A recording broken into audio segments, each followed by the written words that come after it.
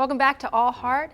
That was, as many of you may already know, my dad Gene Hart back in 1974 when the Flyers won the Stanley Cup, and one of the main guys to make it all happen was none other than the team's goalie, Hall of Famer and original Broad Street bully, Bernie Parenta's here. Bernie! How are you? I'm good. You know, I've heard that clip since I was a little girl and watched that, and I still get chills about it. And I'm wondering, as you're watching it, like what does that still hold you in the same way? Yeah, because I get to listen to your dad. Yeah. You know, he was my favorite. Yeah. We were good friends. Fantastic man. And the way he described, the end, the winning. The winning a Stanley Cup was just incredible. So there's a lot to be grateful for. Yeah, and I love that, they always talk about it and they say it a lot, that the Flyers family, but it's really true. I mean, so many of the guys are still around, my family's around, and Mr. Snyder has created this really different atmosphere. I don't know, have you experienced are other teams like that, or is this just like a Flyers thing? Well, I think it's, we love Philly. And remember, before the last game of the first Stanley Cup, when Fred Sherrill wrote down on the blackboard, said, we win tonight, we lived, together forever, and or walk together forever. And it's been a long time, it's been 40 years. And at the time, I thought he was talking just about the players. Right. And today I look back, I look at the people, and it was for the whole Delaware Valley. It's incredible. We have little kids today just come up and, can I have your autograph? 10-year-old kid. And it's, it's been 40 years, so it's been a beautiful journey. It's huge. The impact is still, I watch you in the building as you're walking around, and it's all ages. I mean, you're the hero, you're the guy. So I love that people are still so drawn. There's like a magic there. So. Yeah, it's one big family. Yeah. And so you ask, why do we stay here? Because of that big family. And don't forget that we don't get the snow they get up north either.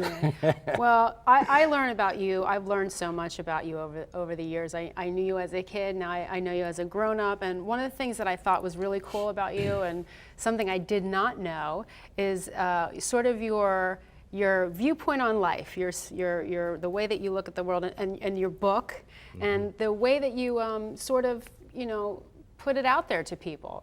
Tell us a little bit about your book. There's your nice handsome picture. We're talking the book here. We're talking about risk and fear, and we all have to take risk. If you want to be successful in life, I tell people, you want to be successful in life, take risk. Okay? Now with risk, then you're going to face fear, and most of the population back away. You have to learn, you have to face those fears, and then beautiful things happen. And if it doesn't, learn from it, then move on and take risk, somewhere else. I want to share a very quick little story here about, I was talking to high school kids, about 250 kids, and we were talking about risk and fear, and I'm very strong on purpose. You gotta have a purpose in life, and I asked the kids, I said, what's your purpose? And they were looking at each other, right? Had no clue. And one kid stood up and said, how do you define purpose? That's a good question. Yeah.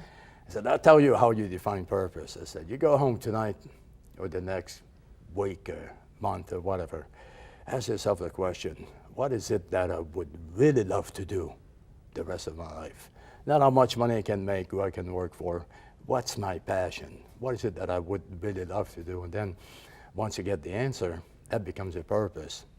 Bingo. Then you go for it. And your purpose can change at different points in your life, right? Oh, of course, yeah. Of course, because, for an example, my purpose was to play in the National Hockey League. Then when I reached the National Hockey League was to win the Stanley Cup. And we won the Stanley Cup, and then you keep on moving on. But without the purpose, you go in circle, and life gets boring. Yeah. Well, you're never boring. I'm never, ever boring. You have a big event coming up that we wanted to talk about. Yep. And tell us about the Bethesda project. Bethesda is a great organization that helps the helpless, people in the Delaware Valley. and we provide shelters, you know, and food, and we try to educate people to get back in life and to provide for themselves, which is so, you know, so important. And it happens, you know, and it's a beautiful thing. It's very, very rewarding.